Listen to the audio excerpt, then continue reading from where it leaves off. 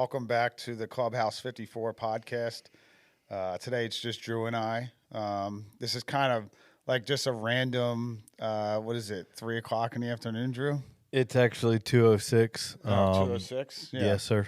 2:06 in the afternoon, just a random podcast.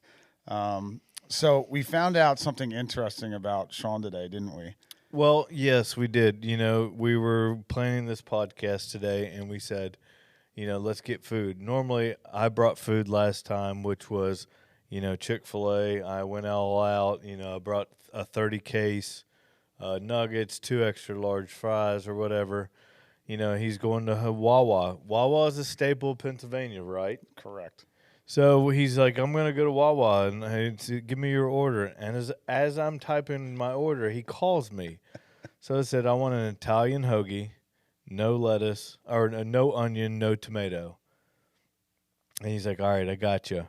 I think I probably should have caught this at the beginning, but he's like, you want any chips? And I was like, yeah, I want some chips. And I was like, give me some Doritos. He's like, what color bag? What color Doritos? What color bag? What color bag Doritos? And I was like, what kind of shit is that? I was like, there's nacho cheese, there's spicy, there's like Cool Ranch. He's like, no, there's like green, purple, like red, blue bags. And I'm like, it's not Gatorade. So I was like, all right. So I was like, just give me the Cool Ranch. And I was like thinking to myself, all right, I'm going to have an Italian hoagie from Wawa, which they make a good Italian hoagie. And I got here and I go over to eat it with Michael, and you can tell us the rest. Well, so when I opened up the bag and I got the hoagies out, I'm like, man, Drew's so boring. He didn't get any lettuce, no tomato, nothing. I'm like, he just got some bread with some meat. I'm like, what is this, right? And I'm like, all right, well, that's not mine, right? So I open up the next one. The other one's the same thing. No lettuce, no tomato. So he thought a hoagie was meat on a bun. That's what he thought a hoagie was. And he's from Philly. No mayo, no mustard, no any kind of condiments on it. I saw what you did. You put your chips on it. Oh, yeah. And I was like, well, let me throw my Cool Ranch Dorito chips on it. It actually made the sandwich very tasty. But I'm disappointed in you, Sean. I mean, like you gotta do a little bit better when ordering a sandwich. Well, a hoagie is lettuce and tomato. Yep. Like the meat's extra, right? It's the bread, the lettuce, tomato. It's the oil or mayo, whatever you like on it, right? Oil and vinegar. Yeah. Like you like that. Usually get a little oregano, salt, pepper, right? Like that's a hoagie. Right? I mean, we've got to do a little work on him. I'll cut him a little slack today. But, remember, it's Grubhub. He uses Grubhub, right? So he didn't even actually go. No, he did, but that's what he's used to. He just goes online. He hits yes. This is what I want, and someone delivers it to him. He's a millennial. Well, not. What do you consider, Sean? You're Gen Z, which is like the last of the alphabet, which you can't get any lower than that. You guys are screwed. But I will say this. He's really good at setting this up. He's really good at videoing. He's good. Although, I learned something else about Sean today. So we went over to Bluestone today. Played a little golf. I played golf, and he did some videotaping. I was gonna join you guys. Let's just say I was gonna join you guys. I hurt my back yesterday putting some inventory out on the floor. I don't know how I did, but I'm 44 and I'm out of shape, and I hurt my back, so I couldn't join you. So I'm like, Sean, this will be fun. Just take some videos, this, that, and the other. And I'm like, when I'm chipping, putting, make sure you're following the ball, this, that, and the other. I don't know what's going on, but he has extremely shaky hands. Like, these videos did not come out well. Now I see why he has the stabilizer. The stabilizer does a lot. Oh, yeah. But I'm the same way with like a rangefinder. I don't have a rangefinder for a reason. Because my hand cannot literally, I'm like trying to focus on it. My eyes are probably to blame a little bit, but that's why I can't use a rangefinder. So hey, But he was good though. We got some really good shots, which was nice. We were talking about you. We missed you the whole time out there. Well, I missed you guys both, but it's good that you guys were able to get out there and do some kind of stuff like that. We want to get out there and do some of that, show some content, show how we are in real life, show the swings that that Michael makes, and then the opposite of what Drew does. But I think so. The weather was perfect today. Did you guys get all 18 in? No, we just did 9. Just did 9. We did Okay. 9 holes. But the funny part was, he goes, if I stand behind the green, is that okay? Like, am I going to get hit by the golf ball? I said, no, Sean, you're going to be all right. I said, we'll find one where it's like a front pin, and you can go behind the green. That way you'll feel more safe. But and then he's like, he kept looking for the ball. I said, Sean, just look at the pin. Look where the it pin. It was fun. No, we had a good time though. I've never really done that before. My wife took some pictures on the course, but it's kind of distracting, to be honest with you. Like, I could only imagine, like, if someone was actually following you with a camera and you're trying to play in a golf tournament, I can only imagine how difficult that has to be. Yeah, but at the same time, I think, you kind of get just kind of numb to it for a certain. I mean, you look at the guys that are able to hit a shot on 18 at the Masters where everybody is lined up on both sides. Number one, I've always said that I would probably hurt 4 to 5 people on one of the lines, because it's not going to hit one and just stop. It's going to ricochet and go down the line. I don't know how people do that. It's something that it doesn't bother me when the cards are out there and I'm playing with a foursome. But when you have that amount of people out there, it's got to be a lot of pressure on you. But those guys are used to it, and I think if you didn't know he was really there, you probably wouldn't have done it, and you wouldn't have thought about it. And it's one of those things where you don't think about it. Somebody's out there, looking and watching and filming and that kind of a thing. And I think that's one way to look at it. Yeah, no, I mean, it's like, as an example, golf tournament that we just played this week in the Philadelphia PGA. Let's talk about it. The Haverford Trust Classic. I mean, that one, they have video cameras out there, right? I mean, that doesn't bother me at all, it was weird. Like, it was almost like that felt like work, like with Sean today, where, like, when you're out there doing that, like, you're in this, it's a little different zone because you're actually playing and it means something versus, it's like, all right, well, if I don't hit the shot good, like, what does it really matter, right? Like, I don't know, it was weird. But speaking of that tournament, I mean, how about that this week? So let's tell our audience. So the Haverford is a big event in the Philly section. In actuality, it should be one of the bigger events for sections across the country. It is. Just because of the purse size. Tell us a little bit about the Haverford, where it is, let's go from there. I mean, well, so it's the largest one-day purse in the country for club pros. So I believe it started out at around like $15,000, and this was 25 years ago. And not yesterday, 2 days ago, on Tuesday, we played for $150,000 of first place prize, which is incredible. I mean, that's life-changing for anybody that wins that tournament. So you said it started at like 15. You said 150? 150,000. So it's increased because last year it was canceled, correct? Last year it was canceled, and COVID year it was canceled in 2020. So we haven't played since 2021. So yes. they in the last 3 or 4 years they've only held it twice. They've only held it twice since COVID, yeah. But yeah, I mean, like, it was $40,000. I want to say it was like 7 years ago. It was only 40,000, not only, but it was right. It was 40,000, right? And then it went to 50, then it went to 75, and then it just jumped to 100, and then this year out of nowhere it went to 150. I mean, it's incredible. I mean, you want to talk about pressure and action packed. I mean, everyone looked forward to that event. And the golf course at Sunnybrook Golf Club, I mean, hands down, that's superintendent, man. It's incredible job that he does to get that golf course in the condition that it was. I mean, greens were 13.5 on the stem, and they were firm. Couldn't stop a golf. That's unreal. But let me ask you this. So in the past, it was winner take all. Still is. Second place is 5,000. But didn't you played in the event, played very well, and they paid out other than the first two guys. I was T4 and I won like $630. Right, but I'm just saying. So it's not just the first two players and it's out. They pay out a a little bit to the rest of the field. Yeah, a little bit, but it's almost like it's not. I wouldn't even say it's like a regular event after that with the post breakdown. I think it's like maybe a little less than a regular event. I don't know. I was tied with a lot of people. I think I was tied with like 8 people for fourth place. So I So think $150 went to 150,000. 150,000 went to.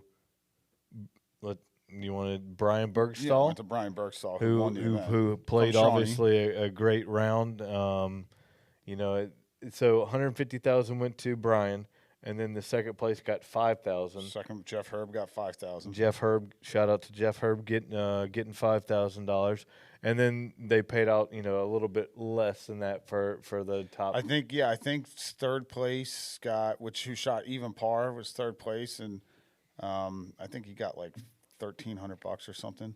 So and then there was a whole, like I said, there was a whole gang of us at plus one that split the rest. So and I didn't even look what happened below that. Like I think 10th place maybe got like $200 something like that. So I mean it falls off significantly, right? But I mean that was the whole point of it was let's change someone's life, right? I mean because it is life changing. Let's change someone's life with the top prize and. It's a shootout. Go have some fun. And that's how I played the golf tournament. As aggressive as I could be all day long. And you say one putt fell short. One putt. And when I say fell short, it hung on the lip of the hole. Other than that, every putt was past the hole. Every approach shot was past the pin. I mean, I can't tell you how many downhillers I had. So it wasn't – it hurt me to play golf that way, but it was the only way to play to make birdies because you never know. Someone could go out there – career at shoot 4, 5, 6, 7 under, right? The scores vary every year, right? I knew 2 under was going to win. I said that on the third hole. 2 under is a good score today. But I mean, you just got to go for it, but right? Like you're paying for that much money. You said the greens were running at a 13.5 on the stent meter. Yeah. Some people don't know what that is. That's the speed of the greens. The higher that it is, the more ridiculous the speeds are. And that number right there is something that you probably, I wouldn't say most of the U.S. Opens don't get that high. So I talked to the pro, Greg Wingate, after the round, and I said, wow, like, what a hard golf course, great setup, like, congratulations to a great event, right? And he goes, I don't know how anyone could prepare for what we just saw today. I said, I know. I said, I've never played on greens that fast in my life. I said, none of us were able to prepare for what we saw today out here. And I will say it was the hardest golf course I've ever played in my life. I mean, what were you doing on downhill putts? You were hitting it and hoping? Seriously. I mean, like, I closed my eyes on a couple because I'm like, I don't know what's going to happen here. Let's just hit this thing and just see where it goes, right? I got lucky. Like if you got a little too aggressive on your first putt, like say an uphill, and you're like, all right, I got a chance. Right. And you hit it. And you got 3 or 4 feet coming down. Yeah, good luck. Like there was a putt that I had, I can remember this. It was on the third hole. So I was a little bit above the hole, and I was a little bit left of it, above it and left. And this thing was, I watched someone hit a pro shot in there, and their ball stopped, like right next to the cup and just trickled down like 10 feet. Right, so I knew it was lightning, and I knew I had a ton of break in it. And I thought I pulled it and hit it a little bit too hard and missed it, and it just snapped right into the hole. Like that's like how fast they were and how much they were reacting to the breaks on the green. I mean, like it was very difficult to read it because the breaks were that much more severe because of how fast the greens were. I mean, it was like putting on this floor here, this concrete floor. And to our listeners out there, a typical event that you guys play in, you'd say the greens are rolling around 10.5, 11. Yeah, I mean the fastest we're going to see is about a 12's the fastest, but it averages out probably about 10.5. I would say typically for our events. We'll get some that are a little slower. Depends on the time of the year too. Right now, the weather here in Philadelphia has been absolutely perfect. It has been. They can put these greens at whatever speeds they want right now. But, when we start getting that humidity and, it gets hot and things start to bake out, and they got to water them and it's growing like crazy. I mean, yeah, they're rolling it like 9s, and it's the right thing for the superintendents to do is to protect the golf course for their members. we can get prima donna sometimes and, and say, hey, well, we're golf pros. We should get perfect conditions. But at the end of the day, it's the members' golf course. So And the superintendents are protecting that. there weren't any clown positions or positions on the green There was one suspect pin. Okay. But I got lucky and I didn't have to deal with it. But there were some people complaining about one pin. But at the end of the day, you know what? Everyone had to play it. So yeah, of course. And the people that made birdie there or made pars there, they managed it better than the people that 3, 4. I heard a 5 putt. They just, I guess they read it differently than the other players, and they got more lucky, right? So it's that in that event though, let them do whatever they want. You're playing for $150,000. If they want the rough to be 10 inches, let it be that. Let it grow that high. Who cares, right? A lot of us do a pace of play. It's a big field. I think it was like 120 players, right? So it's a big field. So they have to make it manageable to get guys around the golf course and gals. But it was fair. Do you have to qualify? You do have to qualify. So it's top 100 on the previous year's points list gets in, and then the sponsor has a couple sponsor invites, and then the sponsor has a few amateurs that play in the event as well. But I mean, the best part about the event, obviously, is the purse, right? But the spread, you should see the food. You should see just how Sunnybrook opens up its doors to anybody. I mean, I could bring my whole family there. Talk to me. Have lunch, have dinner. Talk to me. Right? I mean, it's an open. I think it's an open bar. I don't know. I didn't drink this year, so I don't remember. But I know in years past, it's just they have just coolers out with beer, and it's a full spread. I mean, you get the chicken, you get the burgers, you get the hot dogs. There's steak out for dinner. I mean, it's just nonstop food. There's ice cream. There's an ice cream bar. Right. I mean, it's anything you really would expect at a restaurant is there. It's a full restaurant, and it's just open buffet to anybody that even just comes out to spectate the event. They're welcome to sit down and have food as well. So, you put the purse together, you put all that together. I'm sure they're shutting down the golf course as well, right? Like, it's a huge expense to the Haverford Trust Company, and we're just so fortunate to have them in Philadelphia to want to sponsor that event and change somebody's life in the section. I mean, it's awesome. It's one of the events that we all mark on our calendar, and everyone plays as hard as they can every single year to get into that event. And congrats to Brian Bergstall for winning. We want to have you on our pod. So if you're listening, you're watching, we're going to ask you to come out and come have a seat on the couch with us and talk about it, because it's life-changing, something – that amount of money, that's a life changer. Half that amount's a life changer for a lot of these guys that play in these Monday events. I think it's special. There for a while before the event, and even being educated on the event, I thought it was a little weird that it only paid out like first place and second place, and then that's it.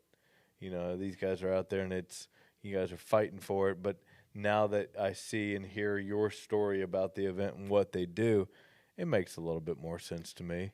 I mean, it's fun to go play golf that way for one day, right? Like, yeah, do I wish, okay, you know what, play a little more conservative on this hole or that hole, right? Like, because I know that there's some money there in the top 5. Yeah, would it change a few of the decisions I made? Maybe. Right, like I don't know till you're actually in that position, but like I was 1 under. I was a co-leader in the golf tournament with 3 holes to play on Tuesday, and I not once was thinking make par on the next hole. It was go make birdie, because the other guy's probably thinking the same exact thing. I got a birdie the next hole because I know that so and so and so and so are tied with me right now, and I need to make sure that I beat them. Right, so and that's like really your mindset there, like. Because everyone's gunning for it. We're in a typical event, right? Like it's okay, take my birdies where I see them, right?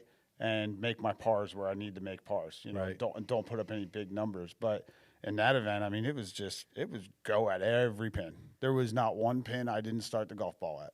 Now, they all didn't finish there, but there was every single golf ball started at the pin, because that's just the way you got to play it. I think it's, for the section, I think it's great. I think it's something that should be highlighted. To be honest with you, looking forward to the next year's Haverford, going out and getting there and showing kind of showcasing the thing. I know that you had mentioned that they've got people with cameras filming stuff and stuff like that, but the audience, what kind of audience actually gets to see that? Yeah, I mean it's Inside Golf that's there, right? That's on Comcast. And they air like Sunday and Wednesdays or something like that, right? Yeah. I mean, but like, where's the local news, right? Like, you would think, one of the local news stations would want to come out and at least get a couple holes, right? Just talk about that it was happening, or like, why can't we get like a bigger name there? Maybe they have reached out. Maybe the tournament doesn't want them there. I have no idea, but you're right. You would think that it would get a little bit more attention than what it does. Like, even like National PGA, coming out to do a story on it. Right. And maybe they do, and we just don't see it. I haven't seen anything like that.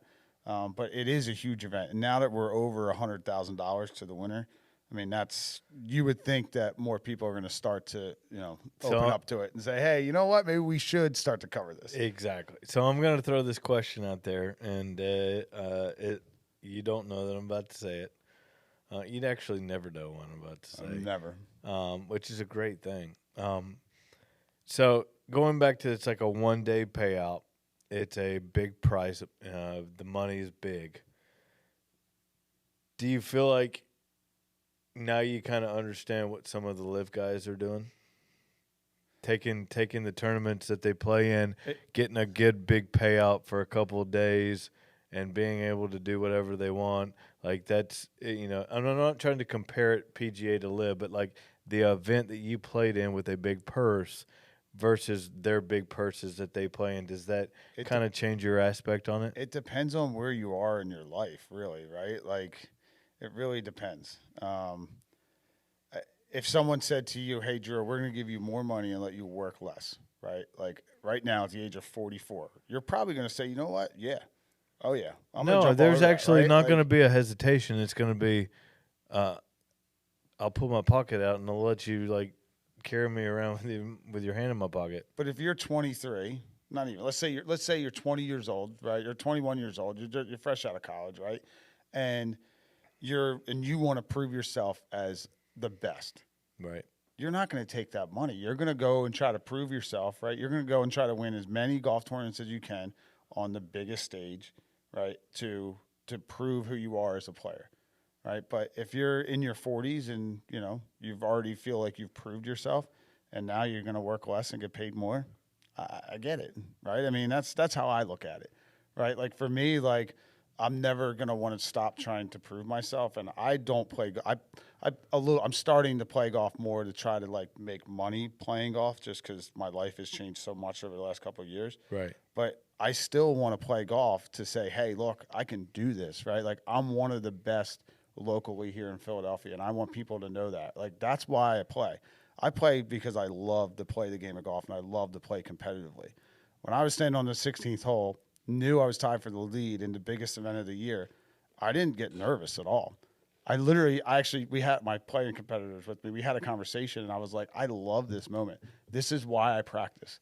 This is why I go to the range. This is why I work on putting. This is what I want to share with my players on what I'm feeling, how I got here, and how I'm reacting to this moment, right? And I was as calm as I could be. I was actually, let me take that back. I was calm as far as nerves, but I was super excited. And I didn't get ahead of myself. I was just so excited. I was like, I can't wait to hit the next golf shot. Like, I felt like I was like 12 years old again, like a kid in a candy store. And that's a beautiful feeling to have when you're playing golf. It's like you're hitting good shot after good shot after good shot. And it's like, even when you don't hit a good shot, the next shot's a good shot. And it's such a great feeling to have. I mean, I didn't want the golf tournament to end. I walked off the golf course, and I literally this is no lie. It was actually funny. I walked in circles, and I'm like, all right, well, where do I go now? Like, what do I do? Like, so I went over the putting green. Then I went up. I had some lunch. I talked to some guys. I got done lunch, went back to the putting green, went over to the range, and I'm just like talking to everyone's ear off. And I'm sure everyone's like, what is he still doing here? Like, you're done. Like, go home. Like, and I'm just running around like a little kid because I was just so excited. Like, and it made me want to play golf more. So the next day, yesterday, I actually had a playing lesson, and I was just super excited to go play yesterday. And then I did that with Sean today, and it's like it really has got me excited to play golf. And we have another tournament next week, and I can't wait. I'm not going to sleep at night because I'm excited to go and play golf again. Which And that's thank something that you to Haverford Trust for giving me that feeling. Right, and that's something that every golfer can relate to, and every golfer should at once in their life have that feeling that you feel right now. I think what I was trying to compare that to, the live stuff to, and it didn't come out right. But do you think that there should be bigger purses for certain sections? And is there a lack of sponsorship? Is that the reason, or is there do you think that the purses should be bigger? I mean, that's not up to me. I mean, I think any golfer. Yeah, but you have an opinion on it. Wants to play for the most amount of money possible. Like if you're asking me the question, do you think there should be, if we play say 20 events a year, should there only be 10 and be doubled the purses? I wouldn't mind that. I would like that. But would somebody that say 30 to 50 on the points list, they would probably have a different opinion. They'd want more opportunities. Right. But like guys that are top 10, top 20 on the points list, yeah, they would be okay with that because they're in that category as top 20 player because they're constantly placing higher in every event. Right. So it kind of, I like that there's more events spread out more, right, to give more people opportunities to learn, get better, right, and feel that pressure and start to really come into their own as a player. I'd rather see more participation. I wish every event was like 200 people, but I know it's not possible. But I'd rather play against 200 people every week than play against 40, right? Because the competition's just that much better. Right? Well, and it feels better when you play well. It's like awesome, like I did a really good job against a really tough field, and against a lot of players. It's just a better, to me, it's a better feeling. And again, that's where I was saying to you, like I still play for the pride more than playing for the money. And we're not making a lot of money. No, but if you had less events, you'd have less points opportunity to qualify for things. So I totally get it. But each event though is weighed differently with points. It's weighed differently with money, right? Like 2-day events, there's more points, there's more money because it's a 2-day event versus a 1-day event. So, the Haverford's just that's a one-off. Like you can't look at that as like what we would do every week. We're average. I think we're averaging like anywhere from I think it's like $1,500 to like $5,000 depending on the events that we're in. So, and then we have our section championship, Philadelphia Open, some of the bigger ones, more of the majors, right? Right. That's more money. So if you had won the Haverford, what would you have done with your $150K? That's a good question. You don't know till you're in the moment. I talked to one person. They're like, "Hey, I'm going to buy a new car." Right? Like, okay, maybe. Like, I'm sure I would try to have some fun with some of it. Right? You have to just spend it on something. But to me, I would go and invest it. How can I turn this into $1 million? Right? Like, and that's. I would look at my wife and say, "Hey, here's $150,000. What are you gonna do with it? Right? Like, go make us some money because she's brilliant." Right? So she would find a way to invest that in real estate and double, triple, quadruple it, right? Like that's what she would do with it. And that's what I would want to do because it's investing in myself and my family. So that's probably what would have happened. It would have went straight to my wife's bank account, but I would have taken some and had some fun somewhere. We would have went on some kind of golf trip. That's for sure. That's good. We would have went to Pinehurst most likely. And so what's the next event in the area? Next event's Burlington Classic, Sunday, Monday. It's a Burlington Pro-Am. So I got paired with Nick Biondi. So Nick Biondi and I are playing Sunday morning at 6:57. 6:57 in the morning. What? In New Jersey. So I'm up at like how many players? 4:35. How many players were you got to tee off that early? Oh, the total in the field on Sunday, I think it's like 260 people. Okay, all right. Total. Well, now that makes sense because double tees, morning wave, afternoon wave. We tee off at 6:57, and I think the last group when we turn, that last group's teeing off at like, I think it said like 8:40 or something. So So- we'll either be waiting or we're just gonna. I'm just gonna take my time and play slow. I'm not gonna be the normal. I was gonna say, there's speedy. no way that you guys can flow. Well, but teeing off that early. It's fivesomes though, so it's me and Nick, right? So it's fivesomes. So it's me and Nick, and then there's 3 amps playing with us. So we're playing a better ball partner and our individual event for the pro am, and we're playing the 2 best balls of 4. You guys are with the gonna 3 be other out there amps. all day long. Oh yeah. I mean, I'm not out of there. If I'm teeing off at 6, let's just call it 7 a.m. I'm teeing off at 7 a.m. I'm probably not done around till 12, most likely, maybe 12:30, which is fine because it's a great event. Mike Mack over there at Burlington does a great job, phenomenal job, right? And the members there are awesome. They're all out there. They're all cheering everybody on. You know, the next day, Monday, when the program's over and all the pros are out there, the members are still there. You know, they're all hanging out on the 18th green there. Like it's like kind of like a little like grandstand that they form, right? But they all bring their lawn chairs, get their beers, cigars, cheer everybody on. I mean, it's awesome. It's so much fun. Now, is it that way at the previous tournament, the Haverford? Is Haverford's even crazier than that. Now, Sunnybrook, they have a balcony there, and everyone just lines up on the balcony, and they have the outside terrace. You know, it's similar to where we worked at Lookaway, but a lot bigger. so a how lot does grander scale. how does that feel as you're coming up on 18 and I play in the morning, so I never feel it. I love playing golf in the morning. I hate playing golf in the afternoon. Even though some of my best rounds came in the afternoon, but I enjoy going out there early and trying to set the tone versus, you know, I don't mind being out there knowing what I have to play for, but right? I just feel comfortable when I can go early and try to set the tone. But yeah, no, the setting there at Sunnybrook is, man, that's nerve wracking. And they got a hill that goes up past the 18th green. Kind of like a Lookaway. It's very similar to that. And it just gets crowded with people. I mean, and everyone's out there. I can remember one year there was like an 8-person playoff. And I just went up top and I went to the bartender, like, just give me a tray full of beers. And I walked down there with a tray full of beers, handing out beers. Like, it was like great. We were just having fun, right? Like, it's like in that playoff, I wish I was there. I wasn't. I was coaching my daughter's softball team. But, you know, if I was there at that playoff, I'm doing the same thing. I'm sure it was great. I'm sure everyone was having a blast, right? Like, it's a really cool environment to be a part of. And so there was a playoff at the Haverford. There was this year, yeah. And how many holes? 1 hole. Okay. Yeah. 1 hole decided it. One hole. Congrats again, Brian. It's great, isn't it? I can't wait to see him. It is great. You know, I can't wait to see what he what his experience is, and I know he's played in it before. This isn't his first, you know, rodeo in that event. So it's like, you know, I've seen his name in the section. So it's good to see somebody that has been playing, been working hard, and to win it. You know, I would love to seen you win it. You know, but you've got to look at what you've done over the last couple of years, and you're continuing to grow your game. You got to admit it. Your game's getting better. You're not taking steps backwards.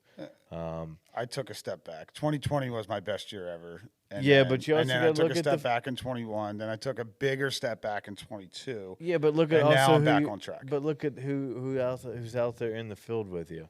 You No, got it guys was, that are but call- it was personal issues why I played bad. It was personal issues. It was business issues. Okay. It was things like that I had to figure things out. So you had other things going on outside of the game that were affecting your overall game. There were things outside the game that were affecting it. There were some equipment issues that were affecting it that I was unaware of at the time, right? And now I'm more aware of some of that stuff, right? So there were some things that were affecting it. But interesting with Brian. So Brian won the Haverford. He won our section championship. He won the Silvercrest Cup, and he was runner-up in the National Assistance Championship, all in basically the same year. Haverford's this year, but all that was last year at the end of Right. the year. So, Right. I mean, the run he's been on is, I mean, it's unreal, right? Like, look, Braden wins the National Club Pro, right? But but Brian's won more money, right? And has won more events, right? I mean, like, when you look at the competition that we have in Philadelphia, I Yep. mean, it's really good. It's really solid. We have a core of like 5, 6 guys that are capable of winning every single week. That that can win on a big stage too. It can win on a national level, which is awesome. That's what I enjoy so much about playing in this section. Now, the Met section, they probably have like 20 guys that are in that same category. So the Mets definitely more competitive, right? But we still have those players that play at a very high level and play at a high level on a national stage, and it's a ton of fun to be a part of that. I mean, the Philly section is no section to mess with. I mean, if you had to pick a team to play against any other section out there, I'd put my money on you guys all day long. I know, and that's not me just living here. That's me seeing you guys play. That's me seeing other people play. There's some serious talent that goes around in this area. Growing up down south, I wasn't ever really involved in anything golf on a higher level. But getting up here and seeing it, it's like I said, there's some competitive players here, and there's some good players here, and it's weird because we get 8 seasons. Or 8 easily. months out of the season, and not 8 seasons. That sounded so fucking stupid. Not 8. We seasons. do have I think we have 20 seasons though. Yeah, but we didn't have a winner this month or this year. Golly, I need to. You all right, stop Drew? Drink. I You think okay? It's warm, and it's kind of thrown me off a little bit. But we didn't have a winner. And you get some guys that live out in Texas, live out west. They're able to play almost year round down south in Florida. You got those guys. Imagine what your game could be if you could play outside 12 months a year. Yeah, but they're taking a break down. They're absolutely taking a break. Those guys. Yeah, they're taking a break during the June, July, August. But at the same time, they're not taking that big of a break. No, but I mean, look, but when you look at all right, look at us. We went on a pro-am, right? I went on a couple other trips this winter, right, to stay fresh and to just keep the swing going. Look at Clubhouse, right? Clubhouse 54 indoor golf studio, right? You can go in there, hit balls, right? So, it's just taking that little bit of time away that is going to help. But we're still hitting balls, we're still practicing, we're still, we're working on things that we knew we struggled with over the summer, during the winter months. It's a nice time to try something new, try out new equipment, make sure that, you're ready to go for the next year. So, I actually really enjoy it. I don't think I could play golf 12 months out of the year, to be completely honest with you. I think I get bored of it, right? Just like I don't hit a lot of balls because I get bored. I get bored hitting balls, right? I love hitting golf balls, but until I hit that, okay, enough. So I don't think that they're at necessarily an advantage. I think where their advantage is when we play the big events. So like the National Club Pro, the PNC, right? That is in April. So for us being here in Philadelphia, and not going down south, we're just not in that full tournament mode yet when we get to that event where, people from south or west, they're more into the tournament mode because they've been playing in events, they've been playing more, they're coming off of a busier season, right? Where we're coming off of our downtime, maybe playing in one golf tournament, for the year at that point. So it really depends. I need to do a better job with trying to go down south and playing in more events in the winter. Right. To help prepare myself for April. 100%. And that's more on the individual, right? But I have 3 kids at home. No, I get it. It's varies tough. from people to people, but like you say, you've got to be able to play in different, atmospheres.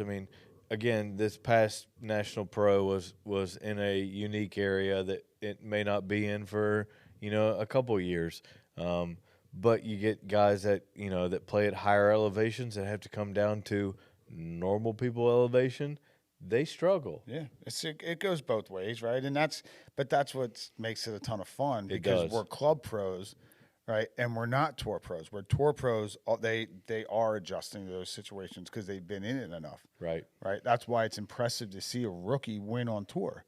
Yep. They've never been there before. Like we're talking about with the cameras, right? Like they've never seen the cameras before for the most part, right? They've never played in that kind of elevation, never played in that kind of heat, never played in that kind of wind, never played at that length golf course, right? Like there's all those different things, right? Never played in that type of a moment before, right? I mean, I couldn't imagine playing in front of, 30,000 people on one hole, right? Imagine going to 16 at Scottsdale. Jesus.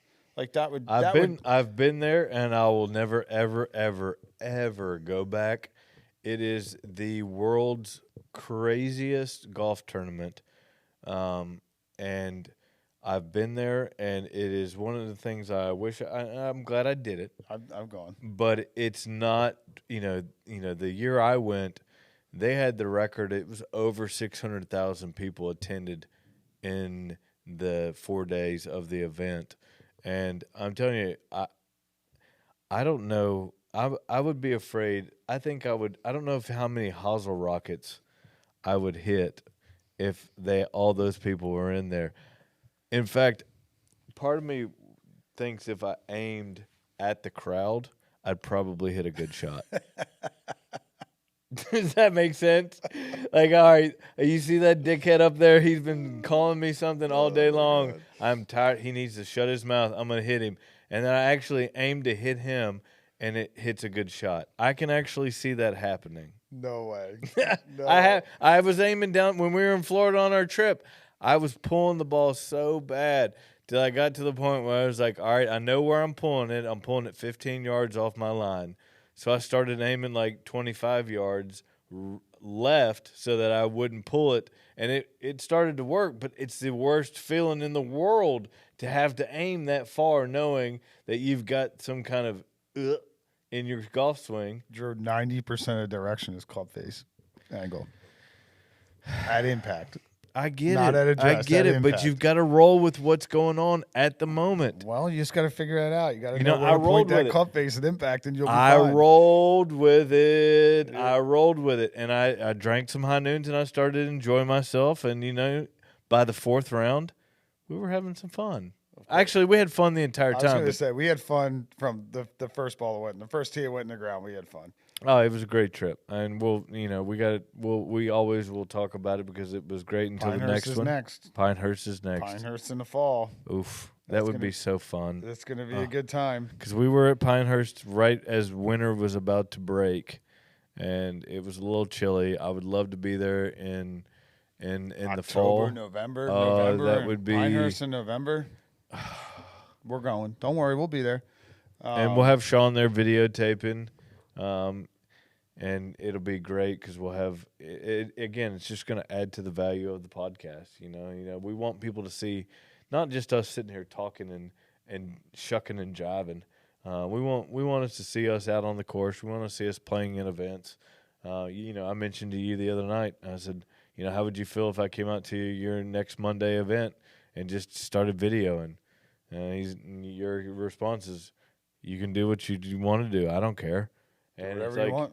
And it's like that's awesome. We want people to be able to see that we're not just in here just talking. We're out here actually trying to play golf, to showcase the Philly area, and that's a goal of ours, right? Well, yeah. I mean, we had a guy reach out today and said, "Hey, I'd love to be on the podcast and sit down and talk with you guys." I mean, local pro, great teacher, right? Good player. I mean, yeah, we're going to have him on, right? I mean, and that's what it's all about, right? But he found us through knowing me, and I'm friends with him, right? But I mean, it's all on it's all on social media. It's all on our Instagram. Right? Yeah, Clubhouse54.golf. We need anybody that's watching. You need to like our videos, please, just for the simple fact that I'm a Southern guy and I'm talking nicely to you. Like and subscribe. We need that. We want people to see what's going on. Not necessarily for me, but we need to let our audience know that we care about our area and we want to showcase our area, and it means a lot to us. Absolutely, it does. So, what else do you want to discuss today? Because I have a lesson here in 10 minutes. So, is there anything else you want to? You've got a lesson here in 10 minutes. Well, I've got a member guest coming up. I'm a little bit, again, I said this on the last pod. I'm a little bit nervous about it.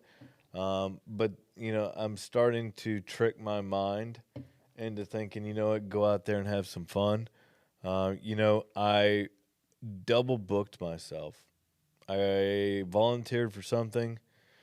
I won't get into details, but I volunteered for something back in February and didn't hear anything back until last night. But I had already committed to a member guest or men's invitational, which is a big event with one of my closest friends. And, honestly, the thing that I volunteered for is a big thing. It is something that, every golf, enthusiast, something that everybody that loves golf would love to do. But, when you commit to somebody to play in an event, you don't leave them hanging 6 days before it and to try to find a partner. And I wouldn't do that to anybody, much less one of my great friends. So I've got this member guest thing coming up, but man, I did something to my back. I am so old. It's I did something to my back, and it's like I can't even put my shoes on. I don't know what I did. I have Drew, no I clue. have a couple guys that you need to go see. I Have a chiropractor. listen, I got a fitness guy. the clock I got is a massage ticking, man. therapist. The Whoever clock is you need, ticking. whatever you need, just let me know. I'll take care of it. It's almost to going to a steroid pack to where I'm taking something to just mask the pain. But I've got to be ready come Wednesday, Thursday of next week. You'll be good. I got to be ready because our event's on Friday and Saturday. Big money. We're coming for anybody that's in the event. So if you're watching, or once you see me at the event and I tell you to watch our podcast, you see it, we're coming for you. It's going to be ugly. We're coming for you. What's the course called that you're playing? See, God bless. I knew you were going to ask me this. I can't pronounce it. It's Rockrimmon. It's up in Stamford, Connecticut. Rock and then Rimmon. But apparently my stupid mouth and tongue can't put those two words together without sounding like an idiot. So it's at this nice country club up in Stamford, Connecticut. I'm looking forward to it. It's great. I've already got my tea gift that's coming to the house. Grayson pullover and a Grayson shirt. Grayson's the best. It's so good. But that's what's coming up for me. I'm looking forward to it. I got to get out there and kind of work on my putt and stroke. I know we had bent my putter to 0 degree about 2 months ago, and then I wasn't really doing anything good with it, so we bent it back, and I'm still not doing anything good with it. So maybe I need to come get on the Quintec ball roll and check that out before I head out, just to make sure that we'll dial things are you dialed in. We'll dial you in for sure. We'll get you right.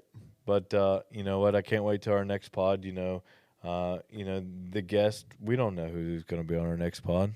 We got a couple. You'll know when we know. We got a couple lined up. You'll know when we post it. The next time we meet, we're gonna have a guest though for sure because you're going away.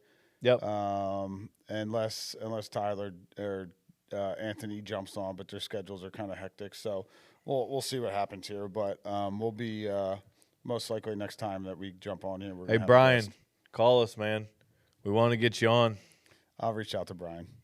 Let's get him on. Well, thank you again for taking your time out of your day to come on and spend this with me. And Sean, thank you for messing up our lunch orders. I'm hungry again. I know I'm gonna be hungry the rest of the day. That was like my only meal of the day too, and it was just meat on a bun. If it was a hamburger, it would have been okay, but it was sliced bologna on a bun Sean, with some vinaigrette on it. But whatever. All right. Well, we'll be back shortly. We look forward to catching up again soon. Drew, thank you so much. Good luck next week. Thank you very much. Love you, brother. See you. Love you. We out.